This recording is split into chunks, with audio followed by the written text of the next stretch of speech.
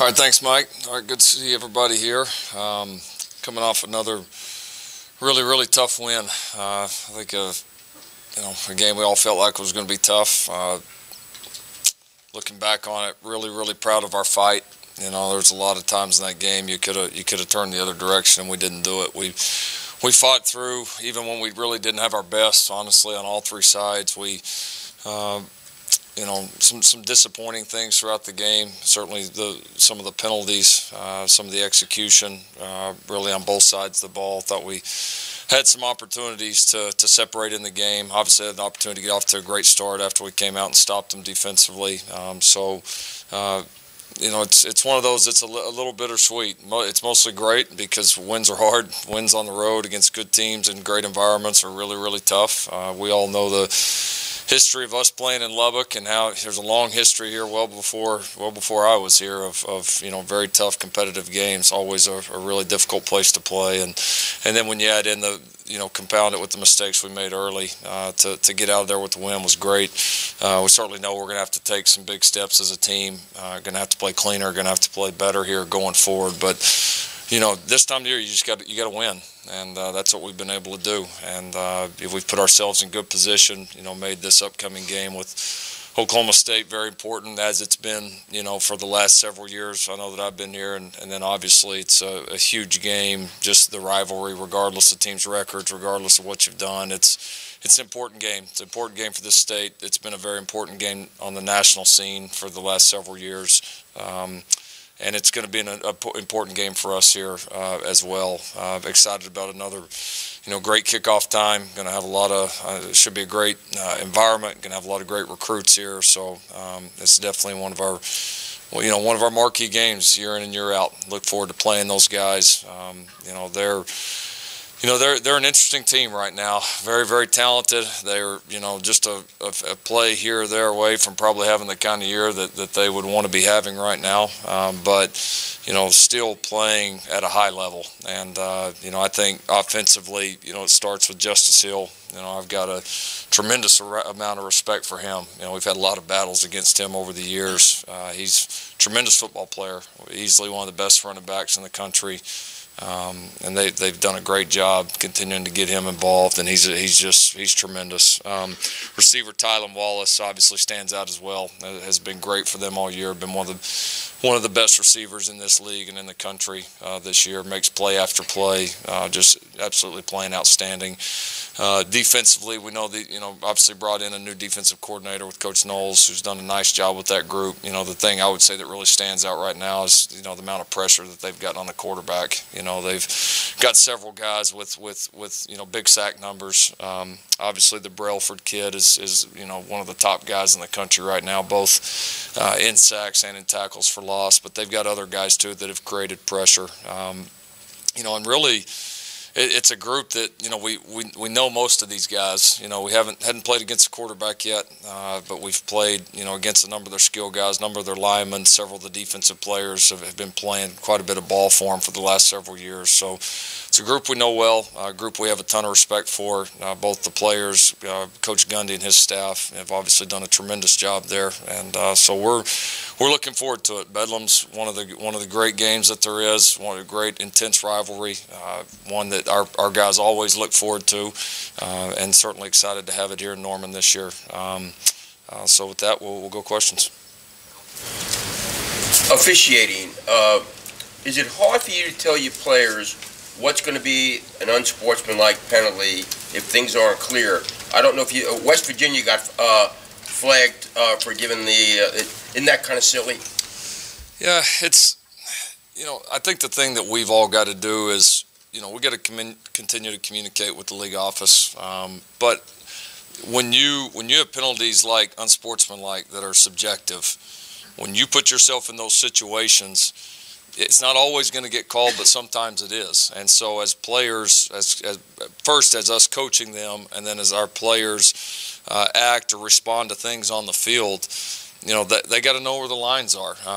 We certainly ask for consistency. We know that the officials aren't perfect. I think one of the big problems, and this is a little bit more big picture right now for our officials, and it's conversations we've had with our group, and we're on the same page with, is we've got these guys looking at so many things right now that, you know, I think we're putting them in a tough position to maybe call all the big calls right. And, you know, when you got officials worried about if a guy's knee pads are down, I mean, how are you going to call that? And then also worry about if a lineman's 3 yards down the field, if he grabbed them here, if the horn's down I mean, there's just so much stuff. We've continually put more and more on these officials, and I think we're seeing some of the negative results of that too right now. And so I think there's a big picture, some things that we've got to look at.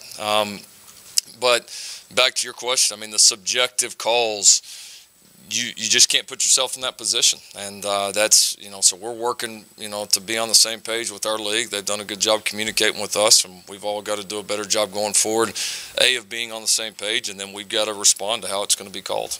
Jason Kersey. Yep, Lincoln, the offensive line seems to really be coming into hitting its stride here late in the season.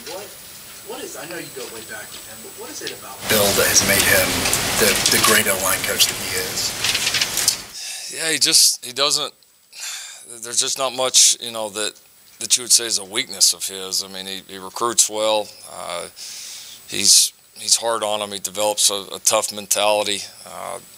He understands the technique. You know, he really develops his players, but also understands the schemes. And you know, we all work well together, and so it's been a great thing for our linemen. It's like we've started a really good cycle there, and it kind of just keeps going. It kind of keeps feeding off itself. I mean, our linemen almost all the time are the guys that never miss anything, that kind of do all the stuff right off the field, and it tends to show up on the field as well. So the consistency, been able to get good players, guys that have bought in, attitude. I mean, he's done a great job with all that. I know you're obviously calling the plays. Is he a guy you think would be an offensive coordinator, a play caller down the road? I think he certainly could. I mean, I think he's a plenty good enough coach. I think we've got several guys on our staff that can and will be if they choose. And so I wouldn't put anything past him. I mean, he's one of the best there is, and if that's something he desires, I think he absolutely could. Going back to penalties, now, do you still send clips to the league if there's something maybe you disagree with? And yes. Do you feel satisfaction when maybe you were the right person or you made the right call? When the league gets back with you? A little bit. You know, it doesn't help you in the game. But yeah, I mean, there's some each week. You know, there's some calls that there's always some calls that they missed. Sometimes they're ones that benefited us. So those go both ways. But you get in some instances, like the one on CD, you know, they came back and said the first one, you know, shouldn't have been a penalty, which we knew, and the guy thought he kicked him, you go back and watch the replay, he clearly did not. So there's some like that you're glad you don't overreact to in the moment. But yeah, there was a few both ways. We were fortunate that a few weren't called on us that were missed, and there was a couple that were called on us that, you know, that I guess this game they were a little more highlighted because they were just such big plays. You know, they were critical. You know, like Motley's interception. I mean, they just kind of happened. It was just kind of the way the night went. They happened to be on major critical plays where the ball went that way, and they were game-changing type plays that, you know, ended up going against us. But that's part of football. You know, it's, you know, we're going to get mad and do all this and that, but we got to keep on playing, and our players have got to keep playing. We got to keep coaching, and that's one thing. Probably throughout the night, I thought our team stayed in it, you know, and kept swinging, and that's probably the thing I'm most proud of from that game, and ultimately the reason we won. Lincoln, this is obviously a big emotional game every year, and both teams are coming off games, you know, where at times players lost their poise. Both teams committed personal foul penalties in bad situations. Is this something that you want to maybe have concern about? You know, you need to talk to your guys about having poise. You know it's going to get hairy out there, so have some poise. Is that a concern this week? You're going to talk to them about that? Oh, yeah. No, it's something, you know, we said after the game that we absolutely have to do better. There was a couple of them that were just, bad on our part. And of course, this game's going to be intense. There's going to be, emotions are going to be high, like they should be in this game. But we've certainly got to manage it and do a better job, and not give a good football team any extra yards. Do guys, just as a follow-up, do guys sometimes, certain players will, more than others probably, try to get under the opponent's skin, try to draw them out, try to get them, out of their head or whatever?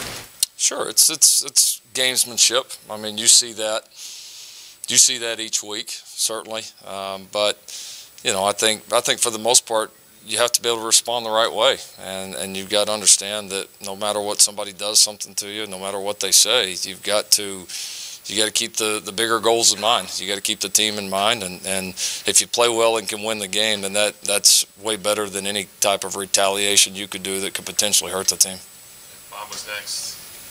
Lincoln, Robert Barnes played really well the last 3 games. Was he ready like this when the season first started, or has just been a natural progression for him throughout? I would say more of a progression.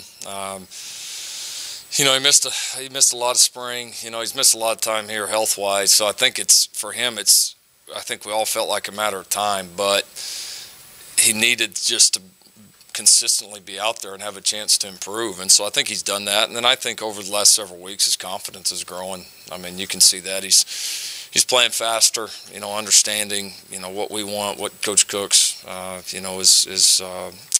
is expecting in the back end right now, and then his confidence is growing as a playmaker. I mean, you really saw him trigger on some plays, made some nice plays in coverage.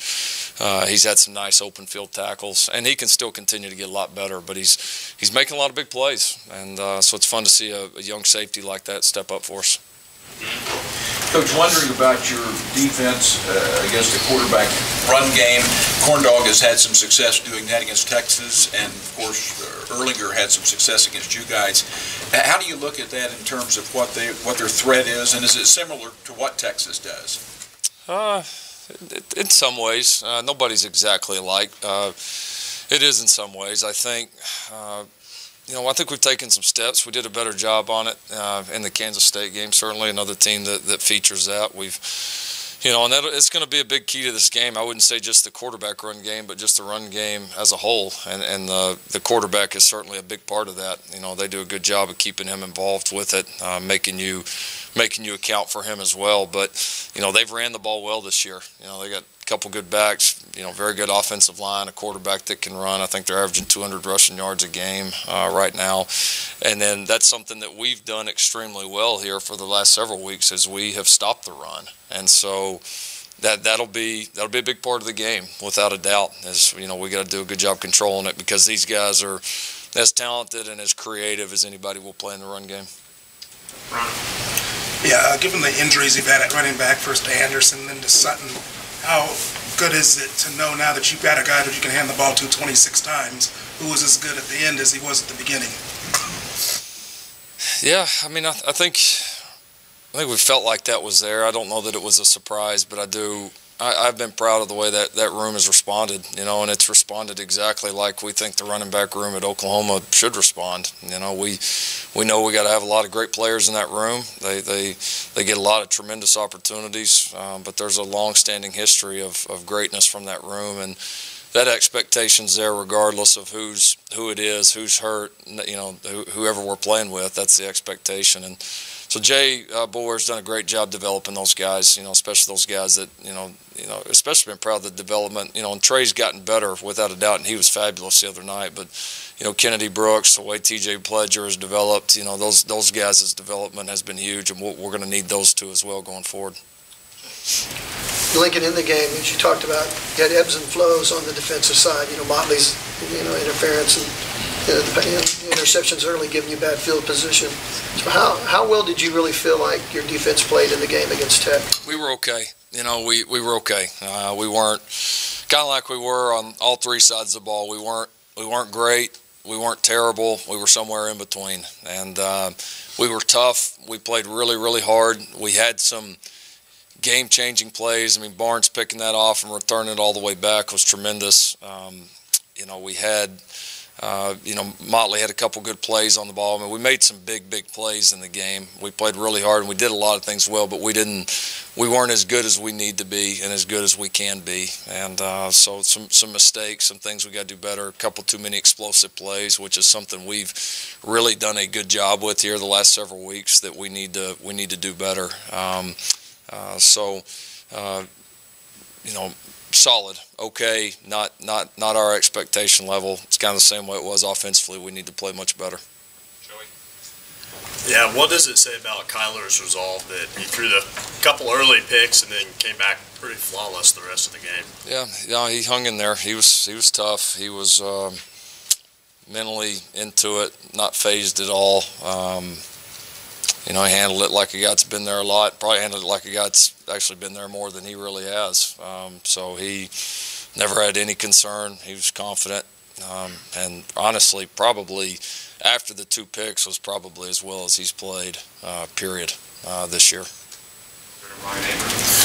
Lincoln, you talked about confidence with Robert Barnes. Has it been similar for Grant Calcaterra on the other side of the ball, especially as it relates to him holding on to catches through contact like he did on Saturday night? Yeah, no, I think he's really stepped up. He's had kind of an up and down year. He's missed a couple of, basically entire games, due to injuries. And, Baylor and I guess Texas, missed the majority of those games. And so he's taken some shots this year. He's been tough for us. But, yeah, no, I think there was a lot of confidence, especially he made the great one-handed catch there that kind of got us going a little bit. Was a tremendous play. And then hanging on to the other seam ball, where he took a pretty good shot. Those are big plays. Those are the tough plays that you need from your tight ends, from your bigger bodies. That's what we count on him for. But I would agree. I think his confidence is growing, and I know Kyler's got a lot of confidence in him as well. Jason? Lincoln, I know it's a big recruiting weekend for you guys. When I'm sure you were relieved it wasn't an 11 a.m. kick. Is 2:30? Does 2:30 still work for that, or is it best when it's at night? No, I can't complain after the string of 11s. I can't complain about 2:30. Not 2:30 helps. It's a lot easier to get everybody here, especially the guys that are playing. A lot of our guys now are playing playoff games, or end of season games, and so we're able to get people here. It can make for a little bit of an early morning for some of those people, but not anything like 11. So no, it's good to have that. Wish we could find out a lot sooner than 6 days. That would be helpful. I hear we're on another one for Kansas, but that's we'll take the 2:30 all day long. Rodney announced late last week he's going to enter the NFL draft. Just your thoughts on that and what he's meant to the program the last 4 years. Yeah, he's tremendous. I mean, we had some great conversations with him here over the last several weeks, and didn't disagree at all with his decision. I mean, I think there's no doubt he's a good enough player. Could have continued to get better here and use the development? Sure, anybody could. But with the quality of player he is, and then obviously with his injury history, it just, when you looked at the whole picture, it made sense. And so we get it. We're very supportive of him. We've got a tremendous kind of crop of running backs right now in the NFL that are doing great things, and I think he'll do nothing but add to that. I'm thankful we had him for as long as we did here. Mark Bailey? Trey last year had 3 solid games before Rodney really emerged the second half of the season. Did you sense, if not for Rodney, he could have carried that? And do you see, being a year older, he can maintain that through the second half of this season? Talking about Trey? Yeah, no, I definitely think he can. I think his confidence is growing. He kind of was the closer role for us last year, and he's a confident kid right now. He's playing well. He's playing better than he did last year. More explosive, more experienced. And then I think continuing to be able, I know we kind of got in the deal where he had a lot of carries the other night, but through the year being able to keep him fresh, because we do have a lot of trust in Kennedy and TJ right now as well, is a positive. But yeah, no, I mean, he's a horse, man. I mean, to have the injury he had against TCU, be back as quickly as he has, and then look like he did the other nights, it's pretty impressive. So his ceiling's still quite a bit higher too. So that's a good part about it. Over here to Myron. Kind of staying with Trey, I know back in the spring he talked about improving his speed. It looks like he cuts better. Just talk about where he was last year, where he's kind of like a guy that the first guy couldn't bring him down. Looks like he's a little bit more mobile and can make guys miss. Yeah, no, that's been a focus point. Was a focus point from the staff, and then as we got Coach Riley in here and started to continue to work on Trey's body and kind of where we thought he could be. That's definitely. It's been something we've put in front of him. We've trained him that way, and he's responded. He's definitely moving better. I mean, no question about it. His body's better. He's in better shape. Quickness, speed, all that has absolutely improved, and will continue to improve too. But the great thing is he's been able to get better at that without sacrificing the physicality, and that's kind of what separated him in the beginning. So I think you're starting to see what he can do with both right now. Coach, Austin Seibert, going up the record books. Yeah. Can you talk about his leg strength, and were you ever hesitant to use him in all three? Yeah, what a deal. I mean, to be the all-time NCAA record holder, as far as extra points. I mean, there's been a lot of guys kick extra points in college football, and he's had more than anybody. So it's a compliment to him, the holders and snappers that he's had, the field goal protection, the team that's been able to score points. I mean, that's a great thing. I'm happy for Austin. Sure, I've definitely been hesitant with it. You'd rather not do it, but he's so good at all three and knowing the kid, his psyche, his mental toughness, his work ethic, you would be concerned with most guys, but he's been able to do it at an extremely high level, and so he's been tremendous for us. Then also this year too, becoming a team captain, and that's rare for a kicker. I mean, it's rare for a specialist to be able to do that, and so he's had a big impact on this team, both on and off the field. Coach, wondering your thoughts on the Hollywood Brown deep ball, that it looked like he caught the ball and took several steps and didn't get back on it. Was there a teaching moment there, or can you just describe your thought? Yeah, no, he caught it, and I think was trying to get it tucked away, and as he caught it and was going to the tuck, keep in mind at that point he's probably moving about 25 miles an hour. He just lost control of it, and it was close when you went back and looked at the replay. It was close to, was it enough of a control to be a catch or not? I can see why they made it incomplete. I thought Marquise actually did a great job of having the awareness to go back and pick it up, because it very easily could have been called a catch. And if they had called it a catch, I don't know that they would have overturned it. I mean, I think it was close enough. They probably would have stayed with the call on the field. So, of course, we want him to get it secured and obviously finish the play and score like he does on that one, probably 98 times out of 100. But I was proud of his awareness to get back on the ball. Yeah, Lincoln, you ran a bunch of power formations, 2 tights and a bunch of 2 wideouts only. I know you've done that some. You seem to do it more Saturday, but do you enjoy, I know you love offense and tinkering with the offense, but do you enjoy when you get into completely different realms like that than what your reputation and your background is? Sure, yeah. I mean, I just enjoy doing things at work, At the end of the day, that's all we care about. So it's been fun to see, Jeremiah Hall's progression, and Carson Meyer both, guys that either Carson played a little bit for us, Jeremiah played none, and so those guys are getting better. I think we're gaining more confidence in them, and we got on a little bit of a role in that personnel grouping, and confidence was high in it, and we were able to continually produce. So no, I do. I certainly enjoy finding any edge that we can, and that was an edge for us the other night, certainly. Why does that work in relationship with the other things you do? Oh, I think it gives people different looks, and especially when you've got some guys back there that can also catch the football, which they both obviously had big receptions throughout the game. It makes it tough. It's not something that you see every single day in this league. It gives you the ability to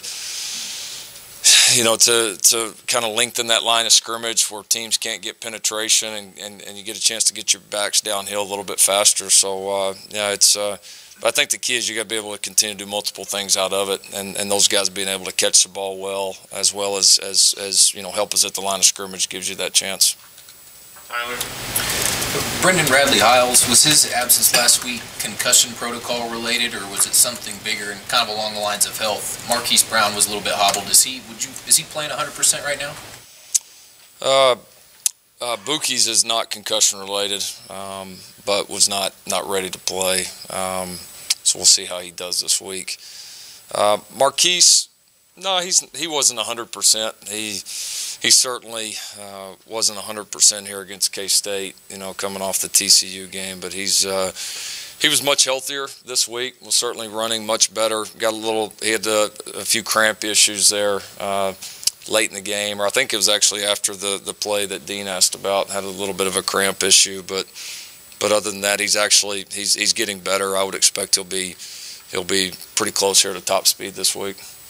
Kerry?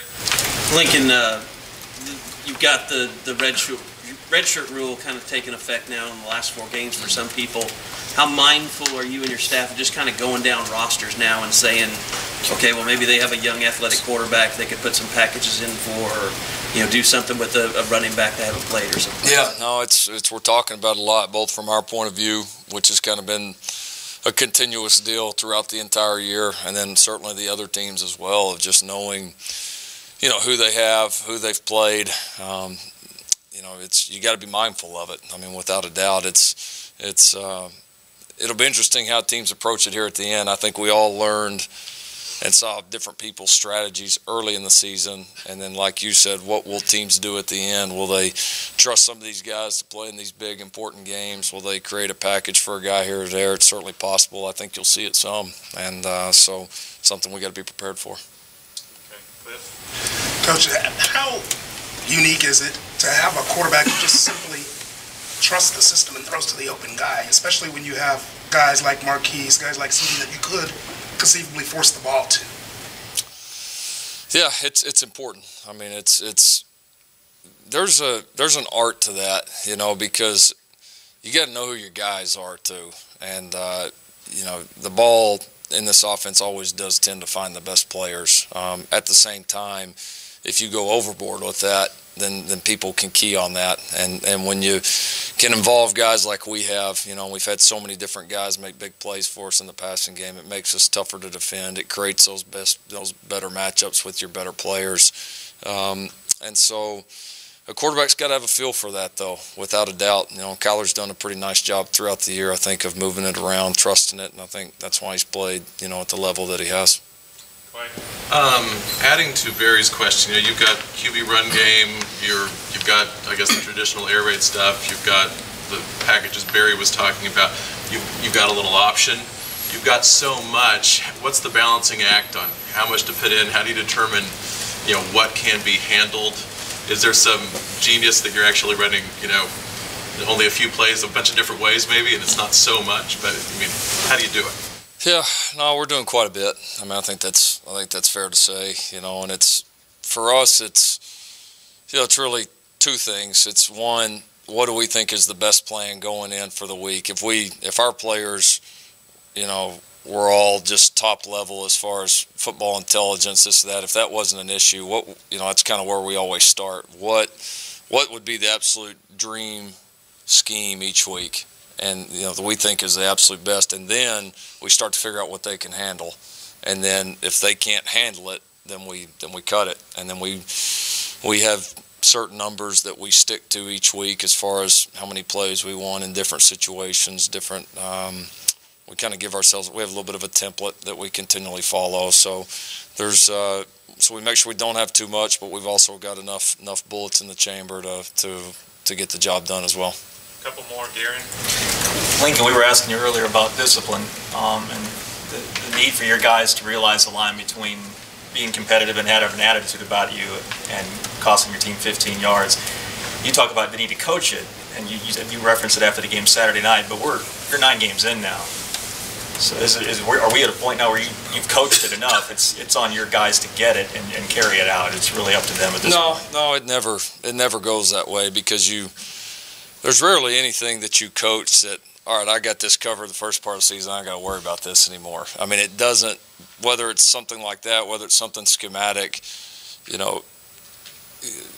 you're going to get what you emphasize, and you've got to continually remind these guys, what, again, off the field, on the field, scheme, technique, how you handle yourself, carry yourself. I mean, those have got to be constant things. So I've always said if we play bad, then we coach bad. If we play good, we coach good. I mean, we're all in this thing together. So if we didn't do a good job handling ourselves, or we had some unsportsmanlike penalties, or then we got to do a better job coaching it. So I mean, I think the easy cop out is to throw it on them and say, hey, we coached it, they're just not doing it. Nah, we're in it together. If it's not reaching them, then we got to do a better job. And we had, like I said, we had a couple. That's why I didn't, lose my mind about CDs during the game, because I saw it and I knew he didn't do anything. But you're going to get some tough ones, and so there are some that we did do that we got to do better. We got to coach better.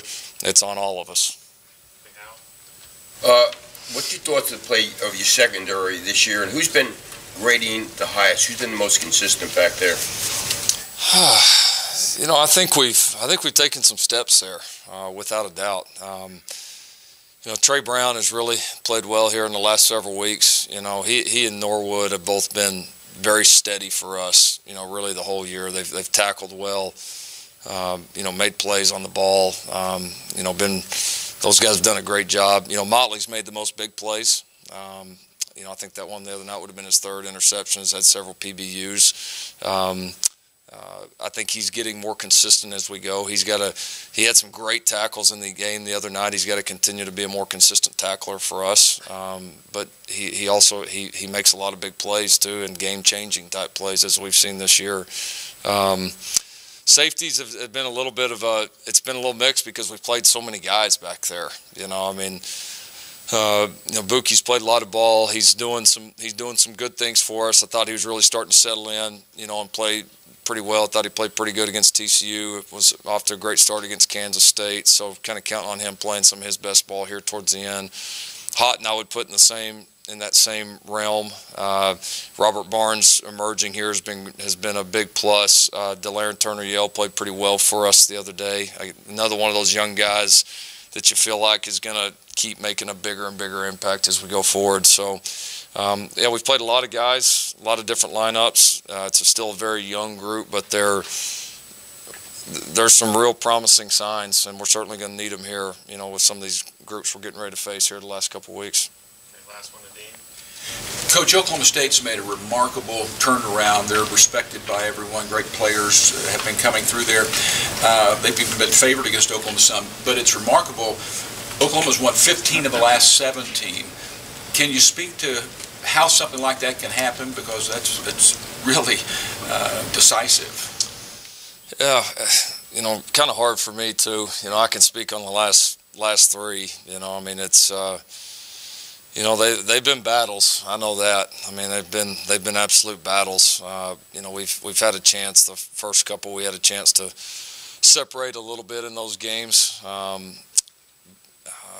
But they've always been battles. They've been very intense. You could tell you're playing those guys. You're going against a really good team. I've always felt that in all three. The team is really coached up. There's really good players. You feel the intensity of the rivalry. Like I said earlier, it's been a game that's been very relevant on the national stage here for the last several years. So you've felt all that. I continue to feel that, and I think that's what makes it the game it is. So doesn't matter what's happened before this week. I know that it'll be a battle like it always is.